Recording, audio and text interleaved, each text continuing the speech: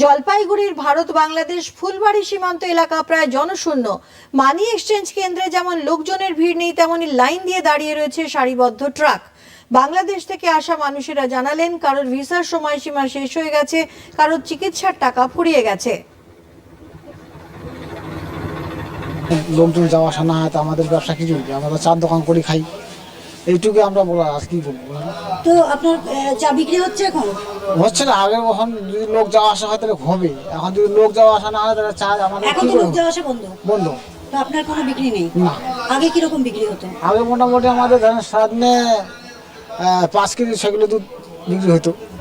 এখন দুধের চা হয়ে যেত। এখন আজকে খুলছি 6টা দুধ, এখন এনেছি 6 প্যাকেট, এখন আমাদের সব পড়ে আছে। চিকিৎসা করতে আসছি গত বুধবারের দিন, হ্যাঁ। এই নিউটি হাসপাতালে। হ্যাঁ, এখানে টাকা মানে যেটা আনছিলাম তার থেকে বেশি খরচ হয়ে গেছে। এখন এখানে অনেকক্ষণ আগে আসছিলাম, এখন নেট পাচ্ছি না, ওই যে বিকাশের জন্য ফোন করতেছে বাইরে, কিন্তু বিকাশের টাকা আনতে পারতেছে না আর কি, এই জন্য আটটা পড়ে গেছি। এখন এই যে চিকিৎসা করতে পারছেন না না এখন ওষুধ কি করে?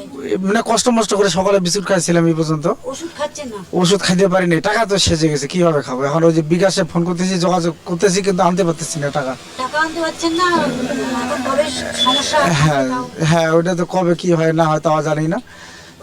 এই মুহূর্তে আমাদের খুব জরুরি আর কি, নেট টেট খুলে দেওয়া দরকার। আগে যখন বর্ডারটা খোলা ছিল তখন অনেক ভালো একটা ছিল, কারণ এখন খুব সমস্যা হয়ে যাচ্ছে। অন্যদিকে সাংসদ ডাক্তার জয়ন্ত কুমার রায় আজ এখানে জমি পরিদর্শন করেন। অবিলম্বে এখানে একটি স্থলবন্দর গড়ে তোলার জন্য কেন্দ্রীয় সরকারের কাছে তিনি আবেদন করবেন বলে জানিয়েছেন। আমাদের জন্য একটা সুখবর, সেটা হচ্ছে যে চ্যাংড়াবান্ধা এবং এখানে মানে ফুলবাড়িতে আমি যেখানে দাঁড়িয়ে আছি সেটা ফুলবাড়ি চেকপোস্ট, এই দুই জায়গায় দুটো ল্যান্ড পোর্ট তৈরি হচ্ছে এবং কয়েকশো কোটি টাকার প্রজেক্ট এখানে হবে। তার এখন শুধু জমির জন্য এতদিন অপেক্ষা করেছিলাম আমরা, মানে আমাদের কেন্দ্রীয় সরকার, এবং এর মধ্যে রাজ্য সরকার অনেক টালবাহানার পরে রাজ্য সরকার রাজি হয়েছে জমি দিতে। তো জমি দেওয়ার সাথে সাথে এখানে কাজ শুরু হয়ে যাবে।